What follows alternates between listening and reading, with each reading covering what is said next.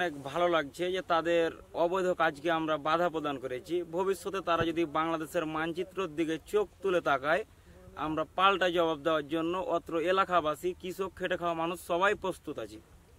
দেশের স্বার্থে, মানচিত্রের স্বার্থে নিজের জীবন বিলিয়ে দেবো আমরা। আমার পিছনে ওই যে দেখতেছেন ফাঁকা জায়গাটা, এই জায়গাটাকে নিয়ে আমাদের তার বেড়া ঘেরা নিয়ে দ্বন্দ্ব। এখানে আপনার বিএসএফ আমাদের বাংলাদেশ ঘিসাই তার বেড়া তৈরি করছিল, যেটা রাষ্ট্রীয় আইন লঙ্ঘন করে। এখানে আমাদের বিজিবি বাধা প্রদান করে এবং আমাদের বাবলু আঙ্কেল একটা দুঃসাহসের পরিচয় দিয়েছে। উনি আমাদের গর্ব এই কারণে যে উনি অগ্রভাগে ছিলেন, দেশ রক্ষাতে অগ্রভাগে ছিলেন এবং অনেক সাহস জুগিয়েছে। আমাদের এলাকার অত্র এলাকার লোক সবাই দুঃসাহসিকভাবে এগিয়ে গিয়েছে এবং রাষ্ট্র রক্ষার্থে বিজেপিকে যতটুকু সাপোর্ট করা দরকার আমরা ততটুকুই সাপোর্ট করেছি। কিন্তু বাবলু কাকা ছিল অগ্রভাগে, উনি অনেক সাহসী ভূমিকা নিয়ে আমাদের অগ্রভাগে ছিলেন না। কত গন্ডগোল এগুলা দেখা গেছিল, দেখে তখন বিজেপির পাশে দাঁড়াচ্ছে যে যদি ওরা হুমকি দেয় তাহারাও হুমকি দিব, বিজেপির পাশে দাঁড়াবো বা তার সাথে কিছু সহযোগিতা করব, দেশকে রক্ষা করব।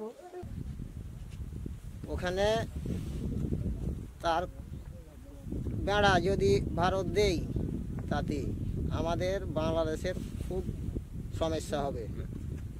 কেন যে 50 গজের ভিতরে তার বেড়া দিচ্ছে, তাদের আমাদের চাষি ভাইরা জমিতে কাজে গেল তাদের গুলি করে টেনে নিবে, এরকম আর কি রেঞ্চের মধ্যে জায়গা।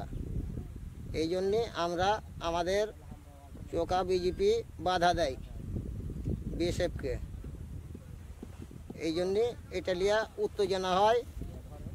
তখন আমরাও ওখানে মানে প্রস্তুত ছিলাম। আমাদের বিজেপি বলল যে তোমরাও আমাদের পাছনে থাকেন, ওদেরও পাবলিক আছে, আমাদেরও পাবলিক, আমাদের পাছনে থাকেন, আমার সাহস বাড়বে আর তোমাদেরও সাহস বাড়বে।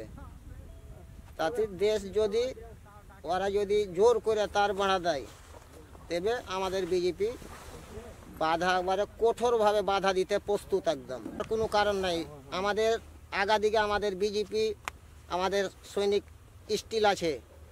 তাতে যদি ইন্ডিয়া যদি তার বাড়া দেয়, তবে আমাদের বিজেপি বলল যে সবাই মিলে আমরা তারটাকে আটক করার ব্যবস্থা আমরা প্রস্তুত থাকবো সবসময় 24 ঘন্টার জন্যে। যদি জোর করে তার বাড়া দেয়, তবে আমার দেশ বাঁচার জন্যে যদি মরতে হয়, তবে দেশ বাঁচিয়েই মরব। তার বাড়া যদি ওটা দেওয়া হয়ে যায়, তবে প্রতিদিনই ওরা ভারতকে লোক মারবে। কোন বর্ডারে কী হবে এটা ওর রেঞ্চের মধ্যে আছে। আমরা কৃষি ভাই যাব জমিতে, দিনই গুলি করে মেরে তারের কাছে নিয়ে যা ফেলে দিবে, দেখো তার কাটতে এসেছিল সে। আমাদের হাস্যা দিয়ে বলতে যে আমাদের বিজেপি আছে ওখানে, ওরা গুলি করবে। যদি কেউ ফোর্স টাপিয়া চলে আসে, তার জন্যে আমি হাস্যা লিয়া ওখানে প্রস্তুত ছিলাম। তাদের যদি ভারতের বিএসএফ যদি আমাদের বাংলায় ঢুকে যেত, তাদের ধৈরা মোট কথা যে ওর কোনো কিছু থাকতো না।